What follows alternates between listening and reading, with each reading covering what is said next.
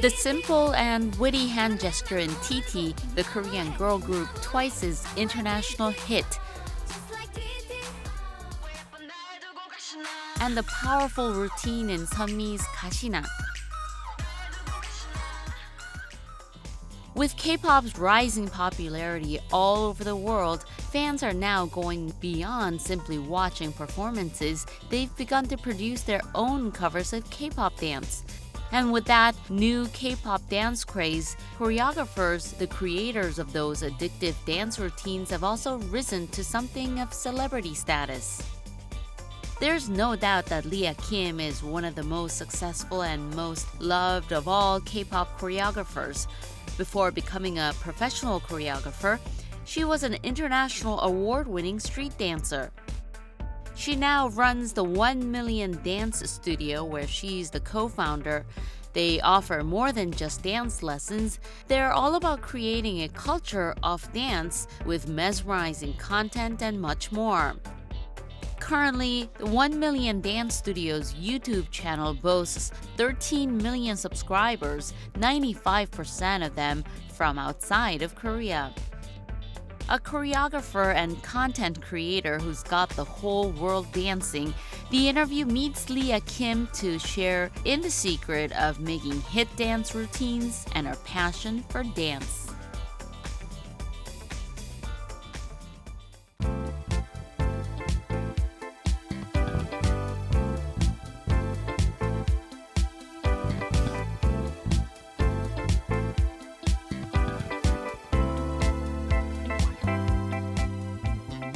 She is one of the most sought-after K-pop choreographers in the world. YouTube clips of her dancing will make your jaws drop. I'm sitting down with Leah Kim today for our installment of The Interview. 만나서 반갑습니다. 안녕하세요. 네, 많이 바쁘신 걸로 들었어요. 오늘 시간 내주셔서 감사합니다. 요즘 근황에 대해서 말씀해 주세요. 최근에는 이제 뭐 광고 촬영이나 뭐 이런 것도 하고 이제는 좀 쉬면서 이제 몸을 좀 케어하면서 네, 몸도 만들고 운동도 하고 이렇게 지내고 있어요. 관리하는 시간이시군요. 네. 네, 보통 하루 일과가 좀 어떻게 되세요? 저는 일단 아침에 일어나면 가만히 있지를 못해요. 그래서 일이 없어도 일단은 집을 나서는 스타일이에요. 네. 최대한 빨리 씻고 준비하고 나서서 미팅도 하고 이제 안무도 짜고 촬영 있는 날은 뭐 이런 게 다 뭉개지고요. 그냥 바로 이제 촬영장 가가지고 이제 일하고. 근데 보통은 안무, 회의 이런 것들 많은 것 같아요. 네, 지금 저희가 대화하는 순간에도 동영상 조회수가 마구 올라가고 있을 것 같아요. 최근 들어서 마지막으로 확인하신 조회수가 얼마나 되던가요? 어저께 확인을 했는데요. 네. 1270만 명의 구독자가 있더라고요, 1밀리언에. 너무 놀라운 숫자네요. 정말 저도 이게 실감이 안 날 정도로 네. 너무 신기하고 놀랍고 또 더 감사한 거는 이 구독자 수가 더 증가하는 속도가 조금씩 더 빨라지고 있다는 게 네. 정말 대단한 것 같아요. 왜냐면 처음에는 뭔가 인기가 확 올라갔다가 뭔가 이렇게 이런 게 있잖아요. 네. 근데 신기하게도 1밀리언 구독자 수는 정말 꾸준히 계속 네. 조금씩 더 빠르게 증가를 하고 있어서 네. 너무 항상 감사한 마음이 드는 것 같아요. 해외에서도 굉장히 많은 반응을 보이는 것 같아요. 댓글들 같은 걸 보면 주로 어떤 반응들을 보이던가요? 정말 다양한 반응들이 있죠. 네. 이제 대부분 이제 악플들은 사실 1밀리언에 많이 없는 것 같아요. 네. 다들 뭐 춤을 좋아하시고 또 가장 많이 듣는 댓글 중에 하나가 이제 나도 저기에 있고 싶다. 나도 저 안에서 같이 저렇게 있고 싶다. 지금 당장 한국으로 가서 나도 1밀리언 클래스를 듣고 싶다. 이런 댓글들이 진짜 많거든요. 그래서 뭔가 그 비디오를 통해서, 영상물을 통해서 해외까지 1밀리언 이 스튜디오 안에 있는 막 그 가득한 그 에너지, 바이브들이 전달됐기 때문에 다들 그런 생각을 하시는 것 같아서 네. 처음 해외에 본격적으로 알려지게 된 게 어떤 계기를 통해서였죠?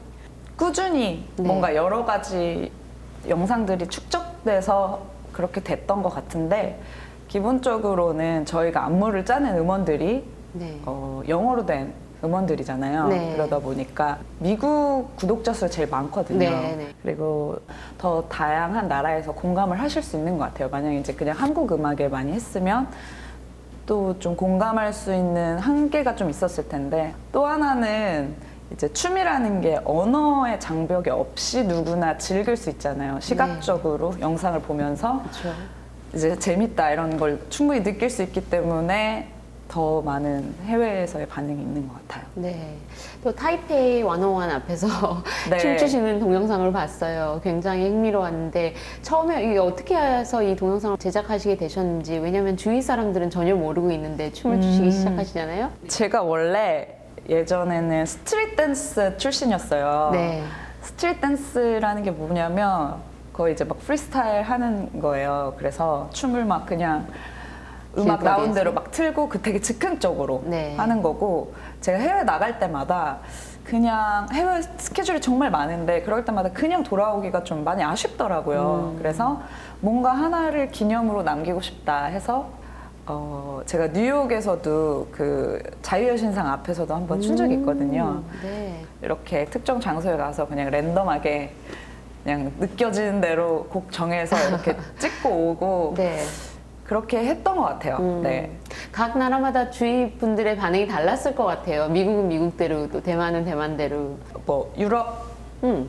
에서는 뭐 좀 더 사람들이 프리해가지고 막 이렇게 할 것 같고, 네. 또 한국에선 좀 이럴 것 같고, 그런데 정말 그 어느 나라에서 해도 거의 다 반응이 없어요. 관심이 별로 없어요. 네. 근데 그게 그냥 어떤 느낌이냐면, 요즘에는 어느 나라를 가도 그게 그러니까 뭐 이렇게 신기하다라고 물론 볼 수도 있는데, 그냥 각자의 자유나 개성에 대해서 존중하는 것 같고, 그거에 대해서 특별히 컴플레인하는 사람도 없고, 그냥 있나 보다 이렇게 하고 그냥 대부분 그냥 다 지나가더라고요. 네, 그래서 항상 어느 나라에서 작업해도 그냥 저는 눈치 안 보고 자유롭게 길거리에서 마구 춤을 춰요. 네. 이제 또 워낙 유명해지셨으니까 주위에서 막 사인을 받는다든지 이렇게 와서 말을 건다든지 하는 건 없나요?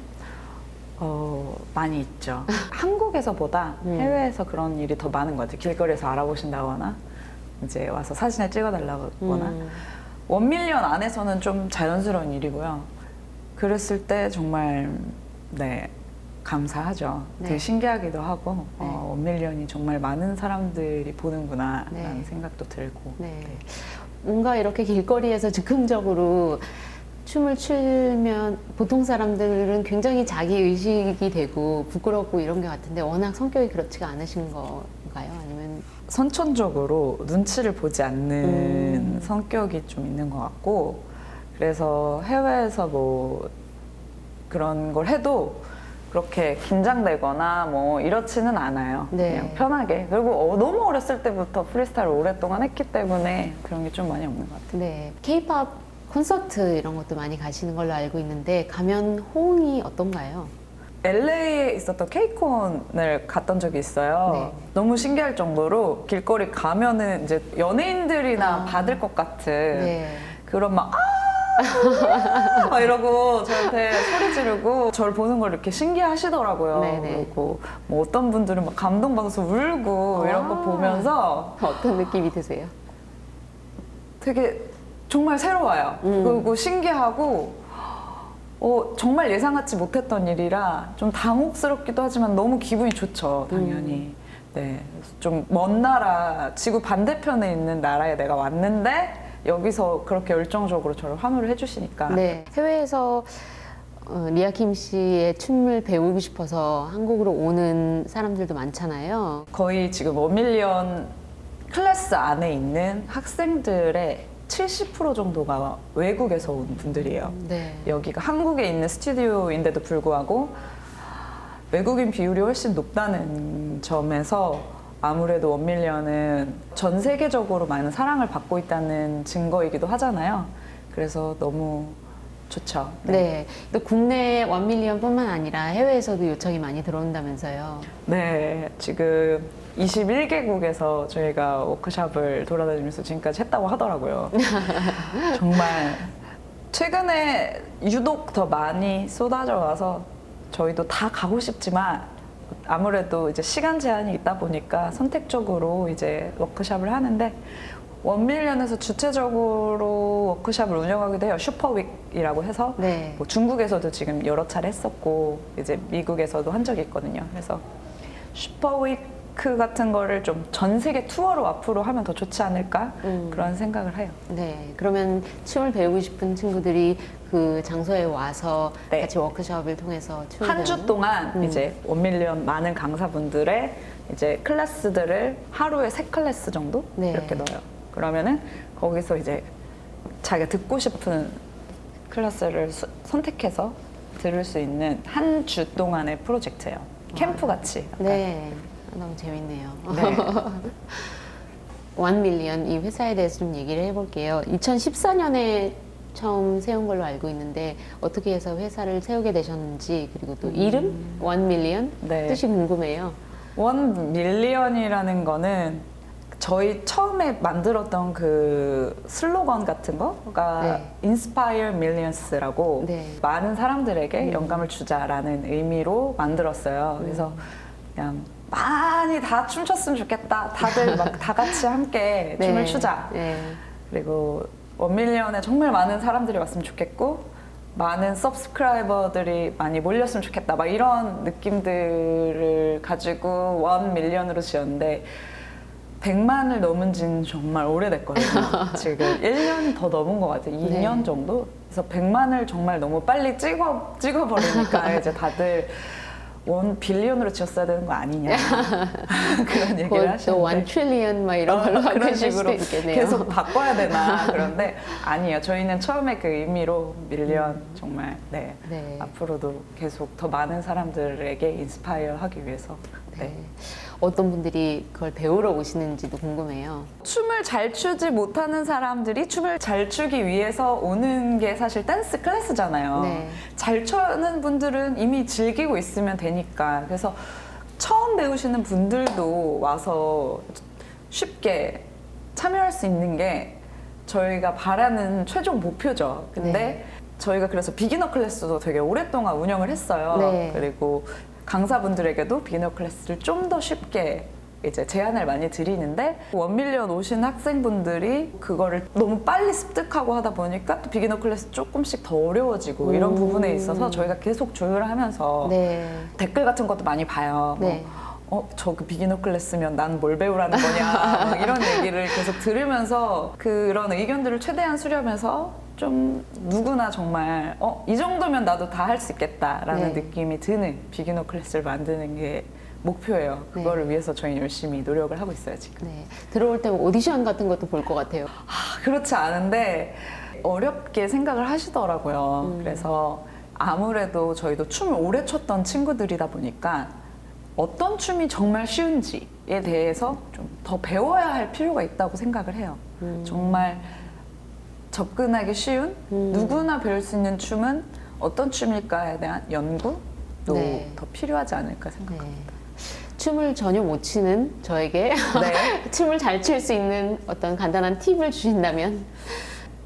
뭐든지 그렇지만 처음에 내가 뭔가를 접할 때는 긴장을 하잖아요. 그러면 이제 굳게 마련이잖아요. 그렇죠. 네.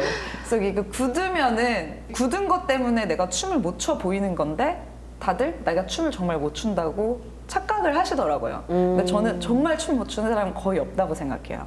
처음에 춤을 접근할 때는 방에서 혼자 아무도 보지 않을 때 음악을 틀고 자유롭게 움직여보는 거를 먼저 하라고 추천을 드리고 싶어요. 네. 그게 사실 포인트인 것 같아요. 왜냐면 본인이 의식되고 남의 시선이 의식되기 때문에 춤을 못 추는 것 같아요. 그쵸? 예. 아무래도 그게 제일 크죠. 어떤 생각을 하면 그걸 극복할 수 있을까요? 그거는 저도 처음에 되게 어렵거든요. 제가 춤을 처음 출 때를 생각해 보면 선생님이 나와서 자, 한 명씩 나와서 프리스타일해 이러면 이제 내 차례가 막 오는 거를 막 기다리면서 엄청 긴장을 했던 것 같아요. 그리고 그 서클 안에 가운데에 들어갔을 때도 뭔가 내가 막 내가 움직이는 게 부자연스럽고 그 부자연스럽게 내가 움직였다는 사실이 끝나고 나서 너무 창피하고 막 여러 가지 그런 것들이 네. 있었거든요. 근데 결국 중요한 건 뭐 누가 나를 뭐 춤 못 춘다고 해도 상관없어라는 마음을 갖는 게 가장 중요한데 그게 쉽지는 않죠. 근데 이제 그것도 눈치 안 보는 거? 네. 너무 어렵죠? 너무 어렵죠. 네, 눈치 안 보는 리얼킴 거 씨도 그런 과거가 있다고 생각하니까 또 신기하네요. 그렇게 네, 저 진짜 많이 긴장했었어요. 또 이렇게 여러 활동을 하시다 보면 팬들을 또 많이 만나시잖아요. 기억에 남는 팬도 있으세요? 정말 1밀리언에 오시는 분들의 스토리를 들으면 항상 감동적이에요. 뭐 1밀리언을 보고 춤을 시작했다 이런 것도 감동적이지만 한 번은 이런 적이 있었어요. 이탈리아 사람이었나? 하여튼 해외에서 네. 오신 네. 분이었는데 자기가 원래 우울증이 너무 심해서 좀 자살 시도도 많이 했었다.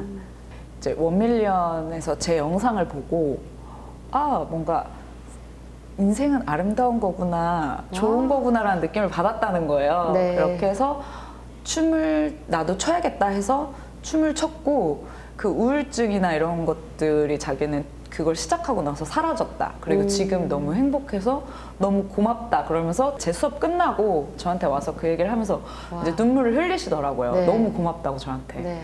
그래서 이제 막 포옹을 진하게 했는데 어떤 삶의 희망까지 얻었다는 얘기를 들으면서 너무 신기하고 제가 하는 일이 정말 의미 있는 일이구나라는 생각을 많이 하는 것 같아요. 춤만 배우는 곳이 아니라 뭔가 꿈꾸게 하는 곳이라는 생각이 갑자기 들었어요. 강사들, 그 다음에 저희 수업 안에서 즐기는 학생들이 춤을 출 때 어떤 표정에서 행복하고 즐겁고 네. 이런 것들이 전달이 잘 되고 있는 것 같아요. 네.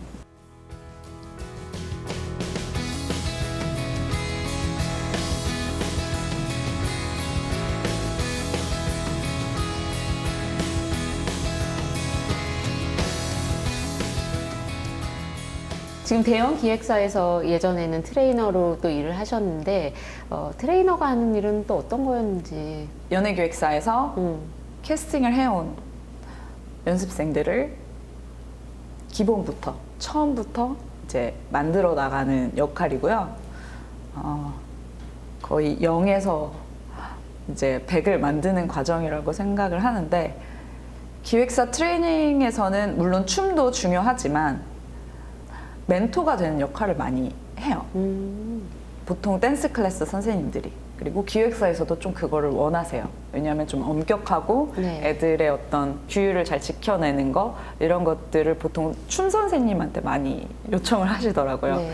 그래서 뭐 기초 체력 훈련에서부터 시작해서 아이들의 어떤 정신적인 멘토링까지 하고 있어요. 좀 엄격하고 뭔가 이런 걸 잡아줘야 되는 그런 역할을 하는 사람인가 봐요. 1밀리언 클래스에 있는 제 모습과 또 연예기획사 트레이너로의 제 모습은 정말 다른 사람인 것 같아요. 1밀리언 클래스는 저와 함께 즐기기 위해서 하는 클래스이기 때문에 엄격하지 않고 정말 저도 최대한 즐겁게 하려고 하고요. 근데 연예기획사 같은 경우는 좀 더 프로페셔널을 지향하잖아요. 네, 네. 그래서 그렇게 가기 위해서는 아무래도 좀 엄격한 부분들이 필요하고 네, 그래요. 네. 요즘은 케이팝 댄스가 정말 세계적으로 유명하고 또 이렇게 인기가 있는데 특징이나 매력이라면 뭘까요? 일단 예쁜 것 같아요. 케이팝 자체가 깔끔하고 예쁘고 젠틀하다 그래야 될까요? 약간 그런 느낌이 있어요. 그래서 다들 되게 좋아하시는 것 같아요. 굉장히 잘 다듬어진 보석 같은 느낌이라 그래야 될까요? 표현이 너무 예쁘네요. 아, 그래요? 네. 네. 근데 사실은 저는 이런 부분도 물론 좋지만 와일드한 아니면 좀 자연스럽고 이런 부분이 좀 더 들어갔으면 좋겠어요. 케이팝 요소에 앞으로. 네. 왜냐하면 케이팝 댄스는 잘 다듬어진 완벽한 모습이에요. 네. 잘 가공된 상품 같다 그래야 될까요? 네. 그런 부분이 전 세계적으로 많은 대중들에게 사랑을 받기에 굉장히 좋은 그런 모습이지만 한편으로는 좀 더 자연스럽고 아티스트들의 각자의 개성이나 그 사람의 어떤 자연스러운 모습이나 이런 것들도 무대에서 표현되면 더 좋지 않을까 하는 생각이 들어요. 네.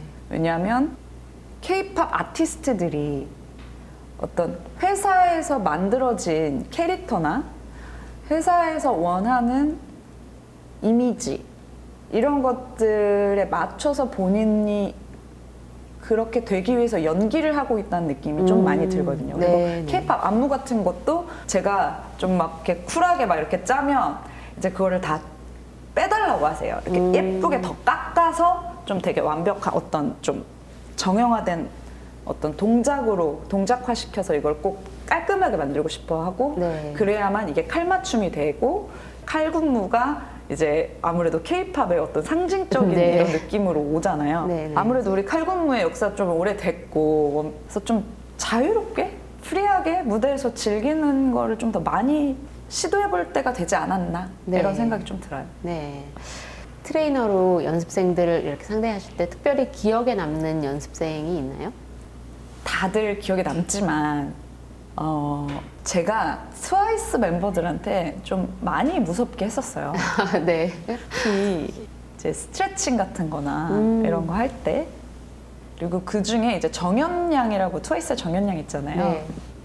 정연 양이 좀 되게 수더분하고 어리버리한 성격이에요. 정말 좀 보이시한 남자 같은 네, 네. 아이인데 이렇게 뭐 예를 들어 줄 막 바꿔 이렇게 서 그러면 이제 다른 애들은 휙휙 가는데 이제 정연 양은 이렇게 약간 한 박자씩 늦어요. 네, 그래서 네. 막 그거 가지고 야, 빨리빨리 안 움직이냐고 이러고 많이 혼내고 그랬는데 지금 무대하는 거 보면 얼마나 그렇게 야무지게 자기 무대나 이런 것들을 하는지 보면 정말 노력을 많이 했구나. 멋있다. 네. 제가 봐도 멋있다. 이런 생각이 들죠.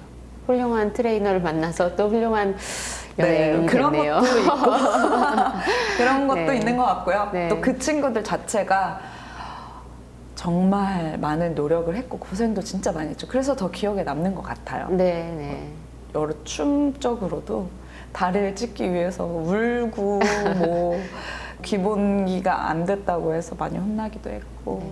잘 극복했기 때문에 그 자리까지 가지 않았나. 저 지금은 세계적인 아이돌이 됐으니까요. 그럼요. 예. 또 아이돌 댄스와 다른 장르의 댄스는 어떻게 다른지. 아이돌 댄스는 젠틀하다라는 표현이 제일 맞는 것 같아요. 아무래도 보컬 같이 동시에 해야 되다 보니까 완전히 깔끔하게 정리되어 있으면서 너무 이렇게 움직일 수 없어요. 막 자유롭게. 네. 그래서 약간 좀 정리된 움직임인 것 같아요. 그리고 여자 아이돌 같은 경우에는 특히 이제 몸을 좀 어느 정도 고정하고 움직여야 돼요. 보컬과 동시에 해야 되니까. 네, 네. 그래서 다양한 뭔가 손동작을 좀 많이 쓰게 되는 것 같아요. 막 몸으로 막 이렇게 움직이는 것보다는 네. 좀 손 무브들을 많이 움직이게 되는 것 같고 남자 아이돌 같은 경우에도 마찬가지로 완벽한 각도와 이런 것들이 있는 무브. 뭐 예를 들어 제가 손을 뭐 이런 식으로 부드럽게 쓰는다고 하면 이런 동작들은 많이 없고 뭔가 좀 딱 정확하게 딱 이렇게 네. 간다거나 네. 이런 식으로 느낌부터 동작도 좀 굉장히 시각적으로 정형화되어 있는 느낌이 좀 많이 있는 것 같고 네. 근데 그게 아닌 뭐 다른 춤들은 뭐 워낙 다양하니까 좀 그거에 대한 구애를 받지 않는 것 같아요. 네. 대중들이 좀 따라하기 쉽게 만드는 포인트가 있는 건가요? 대부분 기획사에서는 많이 사람들이 따라했으면 하는 거를 아무래도 많이 원하고 또 봤을 때 시각적으로 그 순간적으로 기억에 남는 이런 포인트들을 많이 원하시는 것 같아요. 네. TT가 생각나요. 트와이스의. 그쵸. 예. TT. 어떻게 해서 짜시게 되신 안문지 얘기해 주세요. 제가 처음에 딱 곡을 받았는데 박진영 씨 목소리로 녹음된 가이드본 음원이었어요. 이제 막 들으면서 이제 막 이렇게 흔들다가 어떻게 하면 내가 T를 표현할 수 있을까? 뭐 몸으로 표현을 해야 될까? 뭐 여러 가지 생각을 하다가 TT라는 게 그 이모티콘 느낌이잖아요. 그 이모티콘이 왜 눈물 흘리는 그 느낌이잖아요. 네. 그래서 이제 눈물을 표현을 해야겠다. 근데 눈물을 T처럼 어떻게 보일까 하다가 이제 손가락으로 이것저것 만들어 봤는데 막 이렇게도 만들어보고 뭐 이렇게도 해보고 막 그랬거든요. 네. 그러다가 이제 딱 이렇게 했는데 이게 가장 좀 눈에 확 들어오더라고요. 그래서 굉장히 인기가 많아지고 또 초등학생들도 따라하고 그러니까요. 정말 남녀노소가 다 좋아하는 댄스였죠. 네, 신기했어요. 저도. 노래를 살리고 또 각 엔터테이너의 매력을 살리는 안무를 짜는 건 어떤 과정을 통해서 이루어지는지. 뭐 연예 기획사에서 우리 이번 아티스트들의 컨셉은 이런 느낌이다. 이렇게 얘기를 해주면 이제 거기에 맞춰서 구상을 하는 거고, 어떤 경우에는 저한테 그걸 부탁하시는 경우도 있어요. 이런 아이가 있는데 얘의 매력을 좀 어떻게 표현을 할 수 있겠냐. 그러면 이제 제가 트레이닝을 하는 과정에서 그 아티스트를 열심히 관찰을 해요. 얘한테 네. 어떤 매력이 있는지. 네. 그렇게 해서 여러 가지로 표현이 하죠. 예를 들어 뭐 선미 씨 같은 경우는 처음에 24시간이 모자라를 짰을 때 다리가 예뻐서 이 다리를 잘 표현할 수 있는 안무를 꼭 만들어야겠다라는 생각을 한 적도 있거든요. 네. 그러니까 뭐 어떤 성격적인, 캐릭터적인 매력을 표현할 수도 있지만 정말로 신체적인 매력일 수도 있고 여러 가지 요소에서 찾는 것 같아요. 보통 아이돌 그룹 같은 경우에는 한 명이 아니라 여러 명이 있잖아요. 그럴 때는 주로 누구를 중점으로 이 안무를 짜게 되는지, 아니면 어떻게 조합을 해서 모든 그룹 멤버들에게 어울리는 안무를 짠다는 게 쉽지 않을 것 같거든요. 이제 처음에 가사지를 받아요. 그럼 그 가사지 안에 그 파트별 그 네. 노래 부르는 사람 이름이 있거든요. 그러면 그걸 보고 딱 그 친구의 캐릭터를 어떻게 하면 그 순간 살릴 수 있는지 충분히 고민할 수 있는 것 같아요. 그러니까 군무에서는 다 똑같이 추겠지만 각자 뭐 파트 자기가 나오는 부분에서 그 친구가 이제 스포트를 받을 수 있는 이런 걸 구성할 때는 그 매력을 보여주려고 하죠. 가수의 이미지나 혹은 노래 가사에 따라서 또 안무가 달라지기도 하나요? 그쵸. 가사가 거의 가장 많은 아, 네. 안무의 중요한 요소인 것 같아요. 가사 내용에서 그 캐릭터와 그 아티스트의 캐릭터를 어떻게 하면 잘 어울리게 하나로 합칠 수 있을까? 네. 네, 그런 과정이죠. 또 SM, JYP 그리고 YG 이런 곳에서 여러 곳에서 활동을 하셨는데 각 회사마다 요구하는 안무의 특징이 다를 것 같아요. 맞아요. 조금 차이가 있는 것 같아요. SM 같은 경우는 손을 많이 쓰는 것 같아요. 좀 이렇게 예쁜 손 있잖아요. 예쁜 손. 여자 아이돌 같은 경우는 네, 딴 뭐 이런 게 좀 많은 것 같고 네. JYP 같은 경우에는 좀 빠른 걸 좋아해요. 음악 비트가 되게 빠른 음악들이 많아요. 뭐 타타타타타타타 거의 이 정도 비트여서 안무 동작도 굉장히 막 이렇게 빠르게 움직이는 네. 이런 느낌이 있고, YG 같은 경우는 간단하고 좀 편하게 즐길 수 있는 뭐 약간 힙합 그루브도 많이 들어가는 것 같고 네. 네, 그런 차이가 있는 것 같아요. 이 K-pop 댄스의 인기가 언제까지 이어질 거라고 예견하세요? 저는 계속 갈 것 같아요. 왜냐하면 이게 일시적인 트렌드라고 생각하지 않아요. 이제는 그건 좀 넘어갔다고 생각해요. 일시적인 트렌드였으면 벌써 지지 않았을까 생각하거든요. 왜냐면 네. K-팝이 인기가 얻은 지 좀 오래됐잖아요. 그렇죠. 이제는 아예 문화로 자리 잡았다고 느끼고, 한국 시장에서 K-팝을 어떻게 이제 더 새로운 모습으로 아니면 어떤 식으로 계속 발전을 시키느냐가 관건이겠죠. 더욱 발전하기 위해서 보완해야 할 점이나 노력해야 할 점은 어떤 거가 있을까요? 음악적으로 저는 굉장히 성숙되고 있다는 느낌을 받아요. 다양한 힙합 음악이나 아니면 뭐 어떤 진짜 한국적인 사운드나 이런 것들이 골고루 사랑받고 골고루 다양화되고 있는데, 정말 아쉽게도 춤은 그 다양화가 잘 안 되고 있다는 느낌을 받아요. 여자 그룹은 다 예쁘고 섹시하고 귀엽고 포인트 동작이 꼭 있어야 되고 뭐 이런 요소들이 정말 변하지 않고 너무 오랫동안 유지되고 있어서 보는 사람들도 약간 지루함 느낄 수 있지 않을까 하는 생각이 들고, 또 남자 아티스트들도 막 칼군무, 막 딱딱 뭐 부러지게, 뭐 샤프하게, 막 정확하게 뭐 이런 것들이 동작적으로, 표정으로 모든 게 좀 똑같이 만들어지고 있다는 느낌이 들어서 저는 새로운 시도가 필요한 때가 아닐까 합니다. 네.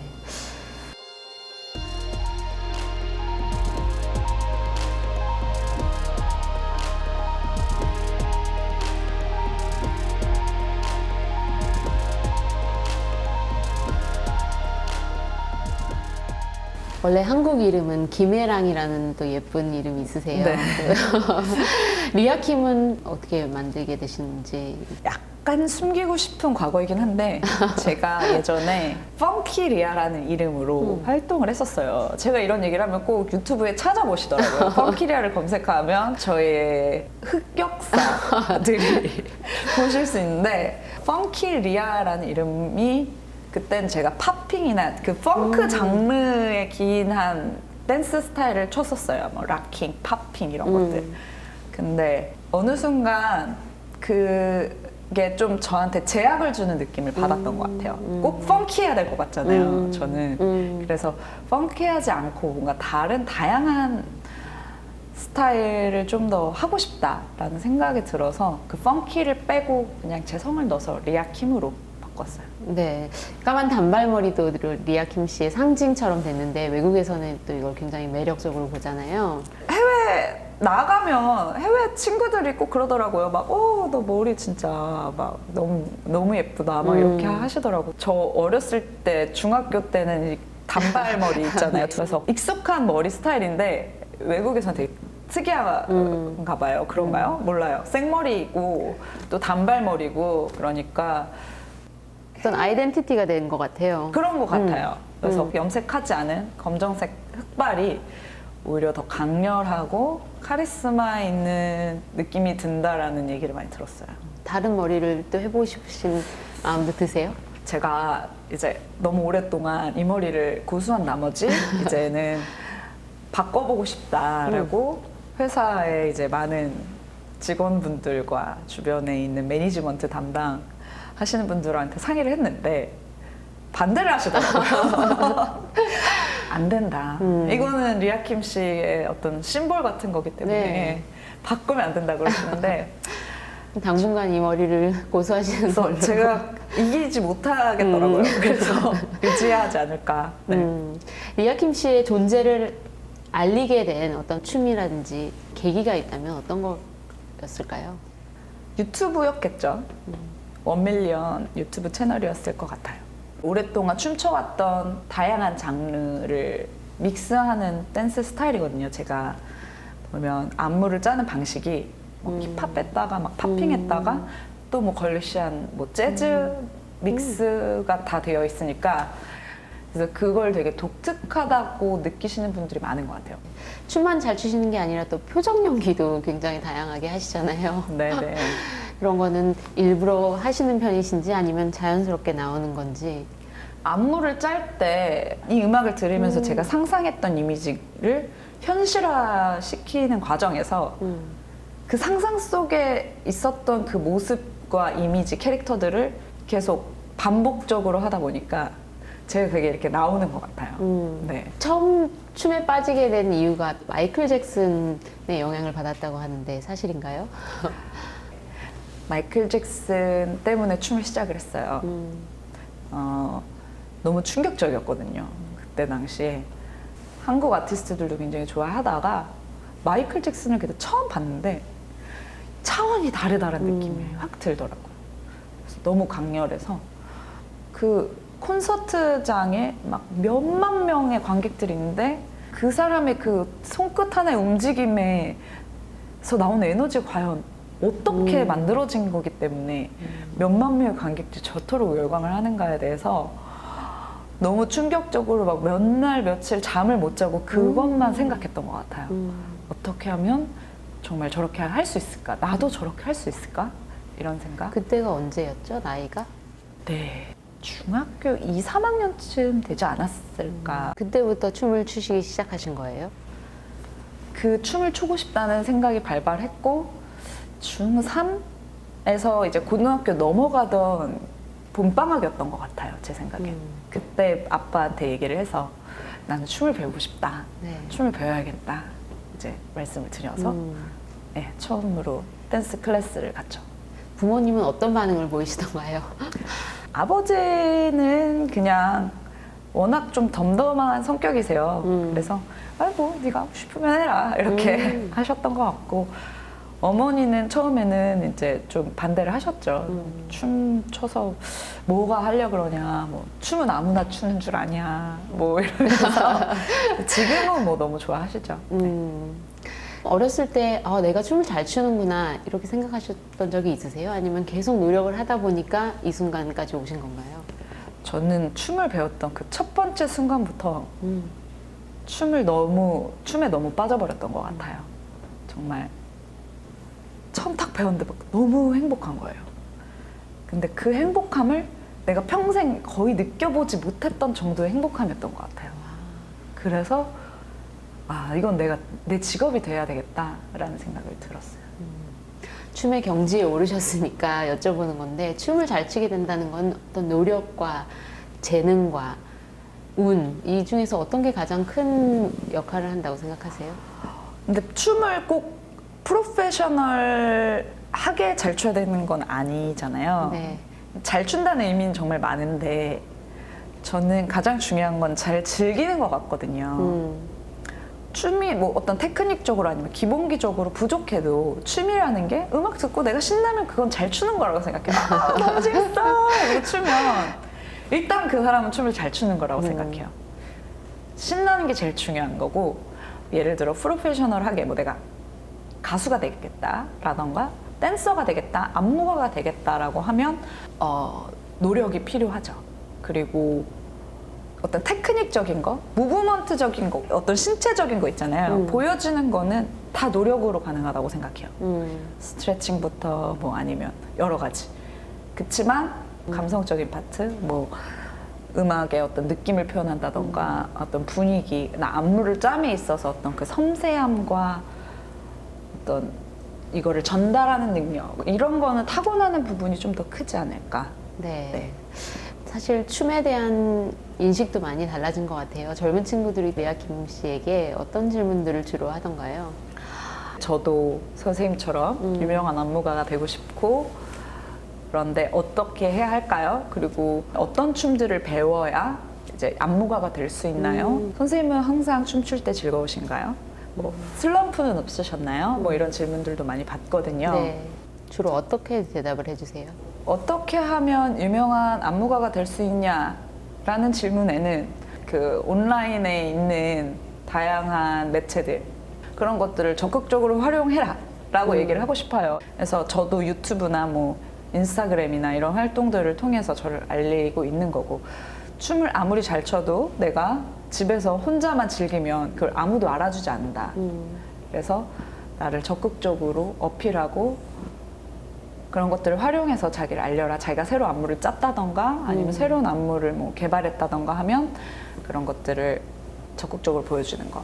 그 다음에 뭐 어떻게 하면 춤을 잘 출 수 있나요는 정말 많은 방법이 있는데, 정말 잘하려면 배워야 되고, 그거에 대해서는 다양한 노력이 필요하겠죠. 뭐 본인의 어떤 개인적인 연습도 필요하고, 근데 뭘 배워야 되냐? 이런 질문에 대해서는 저는 너가 뭘 배우고 싶냐? 라고 반대로 물어보거든요. 내가 뭘 배웠는지를 따져서 선생님이랑 똑같이 배우려고 하지 말고 너가 정말 하고 싶었던 거 배워라. 나는 이런 장르, 뭐 이런 스타일을 앞으로 표현할 거다 하면 이제 그거를 따라가서 자기 춤을 주체적으로 만들어 나가라라고 제안을 해요. 네. 말씀하셨던 대로 춤의 장르가 정말 다양하고 유행도 계속 바뀌는데, 리아킴 씨가 가장 자신 있는 춤의 장르 혹은 좋아하는 춤의 장르는 어떤 건가요? 음악을 아무거나 딱 틀었을 때 막 춤을 그냥 편하게 춰봐라 하면 저는 팝핑 스타일이 나오는 것 같아요. 왜 그렇다고 생각하세요? 가장 하기는 어려워 보이는데 사실.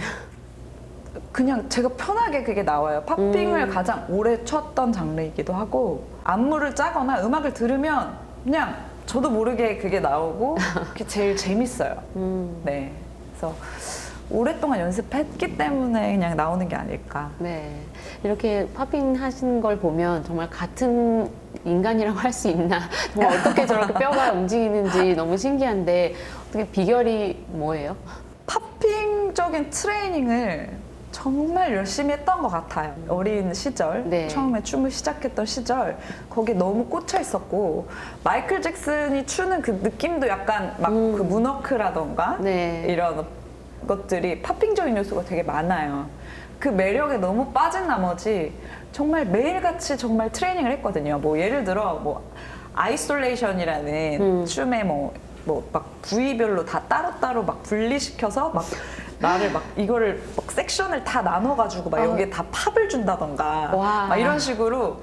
지금 손동작만 해도 전 너무 놀라운데요. 그쵸. 이게 저도 처음에 이게 신기하잖아요. 와. 그러니까 이걸 보고 어떻게 저게 가능하지? 이걸 거의 해부학에 가까울 정도로 정말 노력하고 연구하고 거기서 엄청난 매력과 흥미를 느꼈던 것 같아요. 네. 그래서 막 파고 든다고 하잖아요.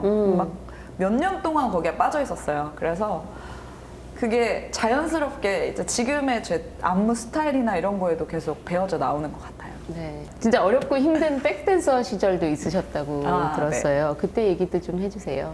20대 때는 돈도 없고 힘들고 무시도 많이 당하고 그거는 저뿐이 아니라고 생각해요. 어떤 누구나 사회생활을 처음 겪으면 느끼는 것들이었고 이효리 씨 백업 댄서를 처음으로 네. 아티스트랑 작업을 한 거예요. 한국 팝 아티스트랑. 그때 뭐 어떤 상황이 힘들다기보다 내가 짠 안무와 이런 것들이 내가 직접 메인 아티스트로 표현할 수 없다는 점이 저를 좀 많이 힘들게 했던 것 같아요. 그래서 이효리 씨를 보면서 어떻게 보면 굉장히 부럽고 멋있다고 생각을 하면서도 내가 만든 안무를 내가 주인공이 돼서 표현을 하고 싶다라는 생각을 많이 했었어요, 그때. 그래서 지금 1밀리언 같은 시스템을 만들고 싶었던 것도 있는 것 같고요. 그때 당시에는 그런 게 없었거든요. 뭐 댄서가, 안무가가 메인으로 자기가 나와서 막 이렇게 영상을 찍는다던가 아니면 뭐 광고를 찍는다던가 이런 일들이 없었던 시절이라 그런 의미에서 1밀리언은 정말 그때 제가 느꼈던 그 기분 때문에 온 것 같아요. 네. 또 가수 오디션에도 참가하셨었잖아요. 저의 목표는 춤 처음 출 때 세계대회 1등이 목표였는데 어느 날 제가 세계대회 1등을 한 거죠. 그럼 그 다음 목표는 나는 뭘로 설정을 해야 될까? 라고 했을 때 세계대회 이상의 어떤 목표가 딱히 생각나지 않는 거예요. 굉장히 심하게 방황을 했었어요. 그러다가 슬럼프도 오고 살도 찌고 뭐 우울증도 오고 스트레스가 막 여러 가지로 복합적으로 와서 나는 이제 다음 세대한테 밀려서 이렇게 지는 일만 남은 건가? 뭐 이런 고민들이 굉장히 있었고 더 이상 내가 정복할 그 데가 없는 것 같은 느낌. 그래서 뭔가 새로운 거에 도전하고 싶었던 것 같아요. 네. 그래서 보기에는 뭐 세계대회 우승자다, 뭐 소녀시대 안무가다 했는데 그럼에도 불구하고 수입적으로도 되게 어려웠어요. 아, 뭔가 구멍이 필요하다. 빠져나갈 구멍. 내가 이런 좀 어두운 데서 그런 생각으로 이제 위대한 탄생을 나갔었고 네. 뭐 가수가 되고 싶다라기보다 내가 미디어에 노출되면 뭔가 좀 더 새로운 기회나 네. 이런 것들이 더 생기지 않을까 해서 나갔던 건데 역시나 제가 또 노래를 또 너무 못하는 거예요. 제가 춤으로 재능이 다 몰려있는 거죠. 윤일상 씨가 심사위원이었는데 그때 윤일상 씨가 저한테 얘기를 하셨어요. 아, 노래 진짜 못하시네요. 근데 아니 세계대회 우승도 했지. 뭐 소녀시대 안무도 뭐 트레이너면서 뭐 SM, JYP, YG 이런 데서 다 트레이닝한 경력이 있으시고 이렇게 유명하고 잘하시는 분이 왜 가수가 되려고 하세요? 네. 춤이나 추세요 이러는 거예요. 그래서 집에 와서 화가 나더라고요. 막 화도 났지만 오히려 그게 저의 어떤 터닝 포인트가 됐던 것 같아요. 왜냐하면 그분이 그 방송에 나와서 저에 대한 프로필을 어떻게 보면 한번 읊어주신 거예요. 네.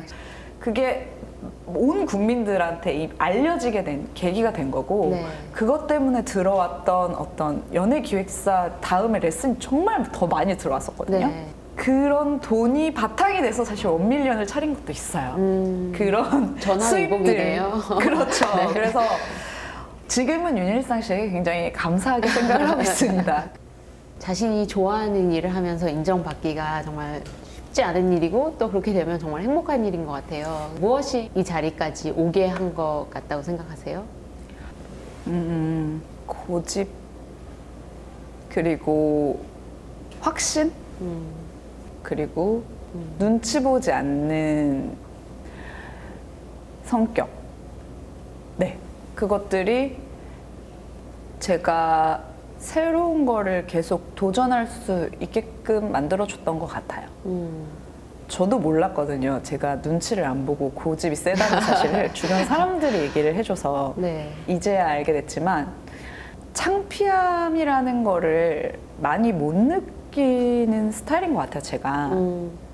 그래서 스트릿 댄서들이라고 하면은 뭐 래퍼들이나 힙합 하는 분들처럼 뭔가 자기만의 스웩이나 간지나 막 이런 것들 막 있는데 저도 그랬던 사람이잖아요. 거기서 어떤 우승까지 했던 그런 사람이 그 어떤 스웩의 끝판왕까지 갔다가 내가 막 이런 TT를 짜고 있다는 게 네. 그분들에게 정말 양면적인 거거든요. 정말 다르고 막 좀 쿨하지 않다라고 느낄 수도 있는. 근데 네. 그거를 의식하지 않고 그 분야에 있는 사람들이 설사 나를 소외시킨다고 하더라도 이해받지 못한다고 하더라도 내가 이 길이 맞다고 생각하거나 하고 싶고 내가 도전하고 싶은 내 모험심을 자극을 하면 그냥 그거를 해버리는, 그리고 그걸 하면서 돌아보지 않아요. 이게 잘 될까 말까, 사람들이 너무 뭐라 그러지 않을까, 이런 눈치 보지 않는. 그래서 결론을 얘기하면 모험심, 발동과 확신, 고집 이런 것들이었지 않았을까. 네. 굉장히 모험심 있으시고 또 고집 있으시고 이런 것들이 어쨌든 지금의 이 정상까지 오게 한 것 같아요. 어떨 때 가장 희열을 느끼세요? 희열? 안무가로서 저는 제가 짠 안무를 다른 사람들이 추는 모습을 봤을 때 가장 희열을 느끼는 것 같아요. 네. 내가 안무를 짠 걸 클래스에서 가르쳐줬는데 학생들이 그거를 배워서 췄는데 너무 행복해 보이는 거예요. 네. 즐거워 보이고, 그다음에 뭐 제가 K-팝 가수들 안무를 짰는데 막 그거를 사람들이 막 커버해가지고 또 따라해서 올리기도 하고, 네. 뭐 다양한 뭐 코미디언 분들이 막 재밌게 따라하기도 하고 이런 모습을 볼 때 가장 희열을, 안무가로서의 보람을 느끼죠. 네. 춤이 잘 안 춰질 때도 있나요? 또 그럴 때는 어떻게 극복하시는지? 항상 하루에도 수십 번 잘 쳐졌다 안 쳐졌다가 반복하는 것 같아요. 네. 안무도 마찬가지로 짤 때 잘 나왔다 안 나왔다의 그 고민, 기복이 하루에도 몇 번씩 오르락 내리락 하는 과정은 거의 매일 겪는 것 같아요. 어떻게 극복하시는 편이세요? 감내하죠. 그냥 힘들구나. 네. 그냥 꾹 참고 다시 해봐야지.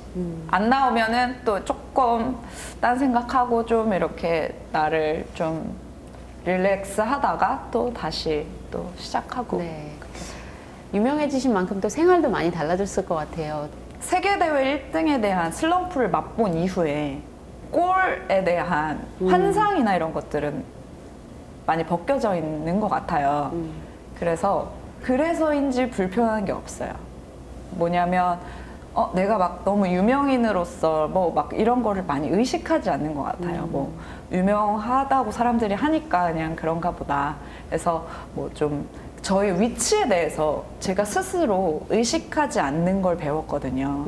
근데 막 그거를 자꾸 나는 막 뭐 트와이스 안무가 유명한 사람이야, 난 방송에도 나왔고 막 이걸 일상에서 의식하다 보면 뭐가 불편하고 짜증나고 힘들고 이런 게 있을 수 있는데, 지금은 그냥 저의 삶의 어떤 중심에 제가 그냥 잘 가지고 있다는 느낌이 들어서 불편하지 않고 행복합니다. 네. 또 안무가는 그런데 네. 작곡가나 작사가에 비해서 뭐 저작권이 잘 지켜지지 않는 부분도 있고 또 수입도 이렇게 유명하시지 않으시면 좀 적은 부분도 있고. 사실 돈 때문에 뭐 춤을 춘다라고 할 수는 없지만 제가 마땅한 보상을 딱 받았을 때 더 그 안무에 대한 성의라던가 네. 정성이 더 많이 들어가는 건 사실이거든요. 네, 네. 저도 더 퀄리티 있는 거나 제 시간을 정말 더 많이 투자하고 싶어요. 근데 수익적으로 그냥 딱 요 안에서만 해주세요라고 하면 좀 크리에이트 할 수 있는 그 영역이 좀 더 좁아진다는 느낌 받아요. 네. 뭐 시한 작업 과정이나 여러 가지에서 제약이 오거든요. 그래서 저는 안무가들이 지금도 저작권이라는 시스템은 있다고 들었어요. 근데 한 번도 어느 누구도 그거를 적용을 해본 적은 없는 것 같아요. 네. 네, 저작권 등록은 할 수 있대요. 제가 듣기로는 앞으로는 조금씩 저라도 한 5밀리언에서부터라도 좀 그런 거를 시작을 해보는 것도 좋지 않을까 하는 고민은 하고 있습니다. 네. 이것도 지적 재산이기 때문에 그쵸. 보호받아야겠죠. 당연히 보호받았어야 되고 진작에부터 주장할 수 있는 건데 참 어렵네요. 그게 진짜 현실이 되는 게. 네. 20대나 이런 친구들과 같이 활동을 하시려면 어떤 노력들을 하고 계세요? 저는 어떻게 보면 트렌드를 제가 선도하는 사람이 되어야 된다고 생각을 하거든요. 네.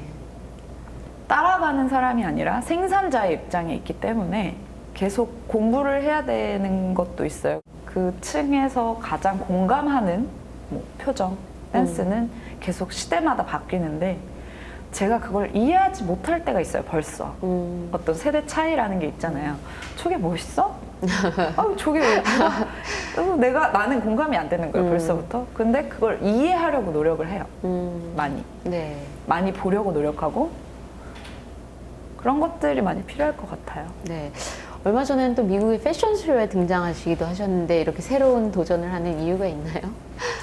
예전에는 내가 더 정복해야 될 뭔가 이런 높이로만 생각을 했던 것 같아요. 그러니까 더 높이 계속 이렇게 올라가는 어떤 직선적인 형태로 저의 미래에 대해서 생각을 했다면 지금은 그렇지 않아요. 그냥 넓게 생각하는 것 같아요. 그러니까 내가 막 더 높은 곳에 올라가야지가 아니라 내가 안 해봤던 거 새로운 거야. 이것도 요런 분야도 해봐야지.